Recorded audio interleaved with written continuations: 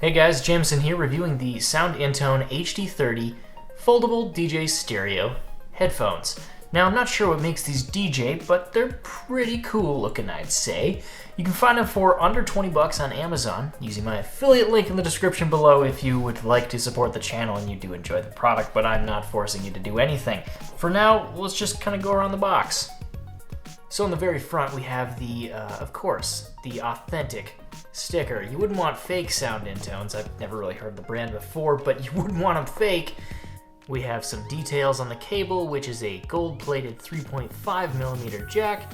We have the buttons for answering phone calls and pausing music, and we also have a little hole for microphone audio, which I'll be testing later. So on this side, we pretty much have box contents, which we'll be covering later.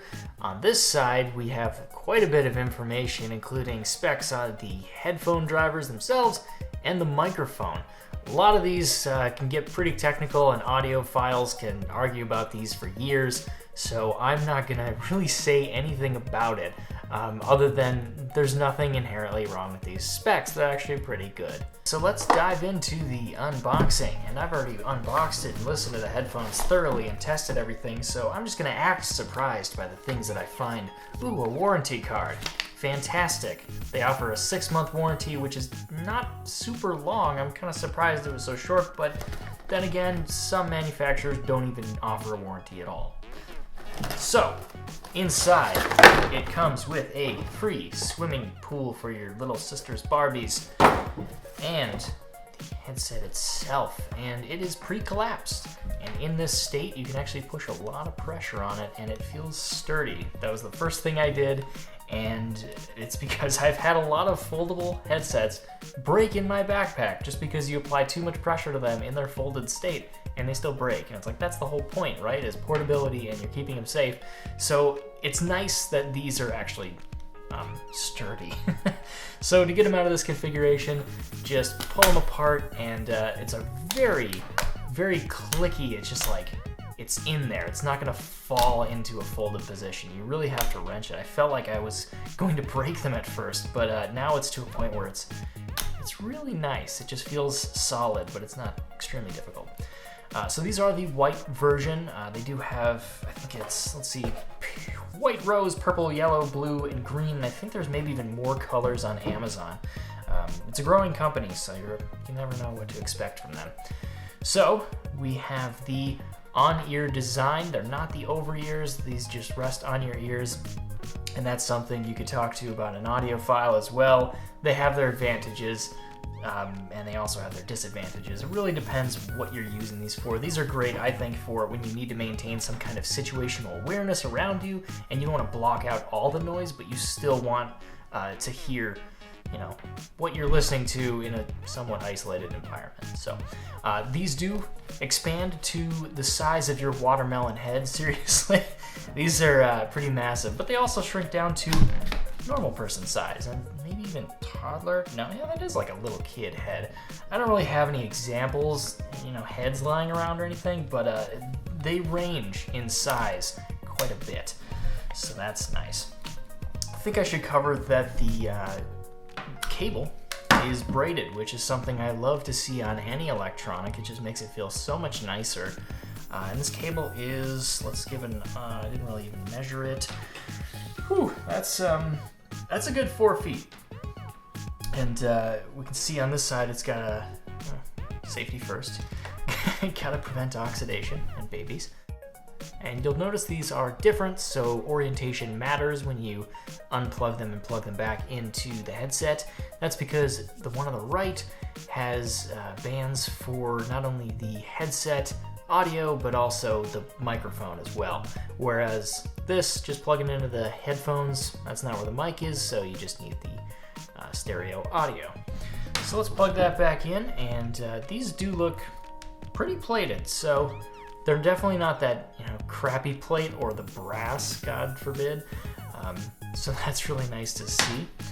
The sound quality itself, you know, I think that's the only thing we should really cover. I'll do a quick demo of just how the microphone on this sounds, and I'm also going to test the mute, because sometimes even when you mute this microphone, or mute microphones that are on wires, you can still hear noise going past. So I'm gonna see how that performs and just do a general mic test. So what you're listening to right now is the on-cable microphone, and I'm gonna test the mute button and see how much noise gets introduced.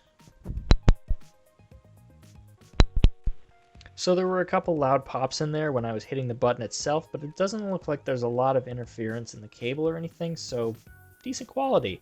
I listened to this ahead of time, and I could tell that this has some really nice bassy tones to it. That's probably because it's lying on my chest, like most of these types of headsets would do, but that has disadvantages as well. For example, if I were to move around, you can pretty much hear, you know, what clothing I'm wearing. So that has its disadvantages. Probably isn't very good if you're walking around, unless it is, you know, hanging and suspended and not lying on your chest. Overall, yeah, I think it works great for, you know, basic communication, Skype calls, comms, and Battlefield. I think it'll work great. If you're recording, you know, professional videos or semi-pro videos, maybe not the best, but hey, it's, you know, it's a cheap microphone that sounds pretty decent. It doesn't have that tinny noise on it, and that's something I hate to hear, so good mic. However, I presented the results on the onboard microphone. I hope it was satisfactory. We'll move on to probably the most important part of a pair of headphones, the sound quality. And I'll just summarize right off the bat, and I don't want to talk a ton about it because you could get it so far in depth into this, but for under $20, yes, absolutely.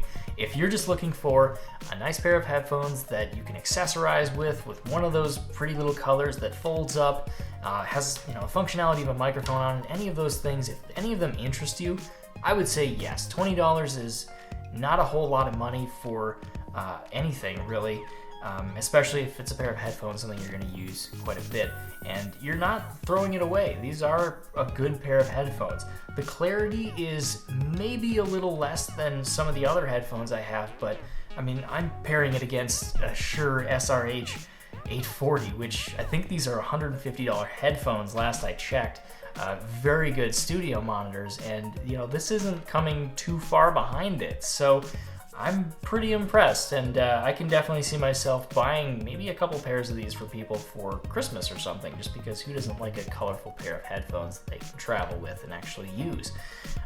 So yeah, I mean, that's really all I have to say about it, but if you guys have any feedback on these headphones, I would love to hear it. If you have questions or comments or just really anything, let's get the discussion going in the comments below. And again, if you decide to buy them, please use my affiliate link in the description below. It really helps this channel out.